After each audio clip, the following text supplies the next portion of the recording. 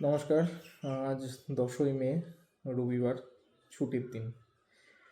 তো রবিবারকে ছুটির দিন হিসেবে কেন পালন করা হয় এটা কি ভেবে দেখেছেন? তো এর পিছনে একটা গল্প আছে। প্রাচীন রোমান সাম্রাজ্যের সময় তখন সূর্যদেব বা সান গড একটা খুবই ইম্পর্টেন্ট দেবতা ছিলেন। তো সেই হিসেবেই সপ্তাহের যে 7 দিনের প্রথম দিন সেটাকে নামকরণ করা হয় সূর্যদেবের পিছনে সানডে হিসেবে। তো প্রথম দিকে এরকম কোনো ছুটি বলে আলাদা কিছু ছিল না। এই দিনটাতে সূর্যদেবের উপাসনা করা হতো। তারপরে যখন খ্রিশ্চানরা আসলো এবং তাদের আধিপত্য আস্তে আস্তে বাড়তে শুরু করলো, তারা এই দিনটাকে লর্ডস ডে হিসেবে পালন করতো, যে তারা ধরতো যে এই দিনটাতে যীশুখ্রিস্ট আবার পুনরুজ্জীবিত হয়েছিল। তো সেই হিসেবে তারা লর্ডস ডে পালন করতো, আর রোমানদের ছিল সানডে। তো এই দুটো জিনিস পরস্পর মিশে একটা রিলিজিয়াস গ্যাদারিং ওই দিন হয়ে আসতো। তো ছুটির দিন কবে হলো, এটা হলো প্রশ্ন। 321 খ্রিস্টাব্দে রোমান সম্রাট কনস্ট্যান্টাইন, তো তিনি একটা আদেশনামা জারি করলেন যে এই লর্ডস ডে বা সানডে যেটাই বলা হোক, তো সেই দিন সবার কর্মবিরতি থাকবে। তো তিনি যেটা ঘোষণা করেছিলেন সেটা যদি বলা হয় যে on the venerable day of the sun let the magistrates and people residing in cities rest and let all workshops be closed. তো অফিসিয়ালি ঘোষণা হয়ে গেল যে রবিবার ছুটির দিন। তো সেই থেকে মোটামুটি একটা ট্রেন্ড চলে আসছিল যে ওই দিন ছুটির দিন, আর সেই দিনটাকে সবাই ইউজ করবে তার পরিবারের সাথে কাটানোর জন্য আর রিলিজিয়াস গ্যাদারিংসের জন্য। আর এটা সারা পৃথিবীতে ছড়ানোর পিছনে মূল কারণ যে ইউরোপিয়ানদের সারা পৃথিবীতে বিস্তার, এছাড়া এর আর কোনো কারণ নেই। অনেক জায়গায় শুক্রবারকে ছুটি হিসেবে পালন করা হয়, জিউসরা শনিবারকে তাদের ছুটির দিন হিসেবে পালন করে।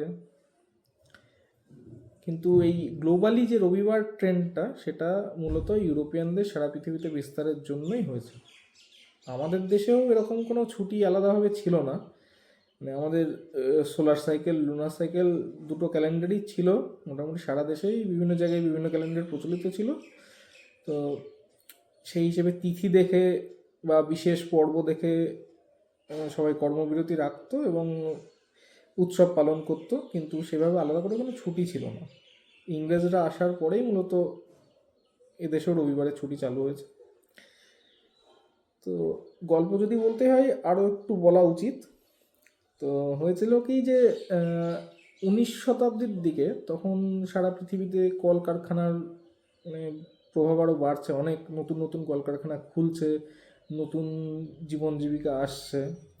তো কারখানার শ্রমিকদের রবিবারে ওরকম ছুটি পাওয়ার পরে তারা রিলিজিয়াস গ্যাদারিংসে যেত, এবং যাওয়ার পরে তাদের মনে হতো যে ঠিকঠাক ছুটি কাটানো হচ্ছে না।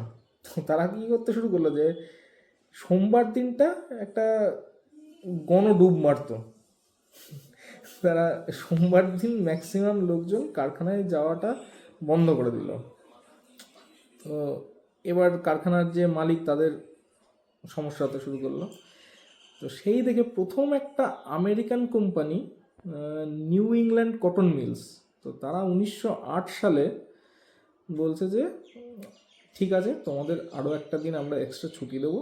তো সপ্তাহে তোমরা 5 দিনই কাজ করো, আর রবিবারটা রিলিজিয়াস গ্যাদারিংসে যাও, আর আরও একটা দিন ছুটি নাও, কিন্তু সেই দিনটা হলো শনিবার।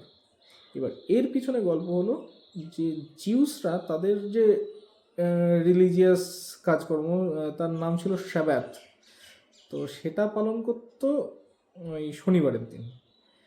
তো খানিকটা জিউসদের প্রভাবে আর ওই একটা দিন এক্সট্রা ছুটি দেওয়ার জন্য শুরু হলো শনিবারেও ছুটি, রবিবারেও ছুটি। তো মোটামুটি সারা পৃথিবীতেই এখন এই ট্রেন্ডটাই ফলো করা হয়। আর তারপরে তো ইন্টারন্যাশনাল লেবার অর্গানাইজেশন 1919 সালে তাদের একটা রুল করে দিল যে 24 ঘন্টা মানে মিনিমাম একটা অফ ডে রাখতেই হবে, সে সপ্তাহে যেদিনই হোক। তো গ্লোবালি ওই রবিবারটাকেই চুজ করা হয়েছিল, যেহেতু সারা পৃথিবীতে ইউরোপিয়ানদের বিস্তার অনেকটাই বেশি ছিল। তো এটাই মেন গল্প, রবিবার ছুটি হওয়ার পিছনে, আর তার সাথে শনিবারও অনেক জায়গাতে ছুটি হওয়ার পিছনে।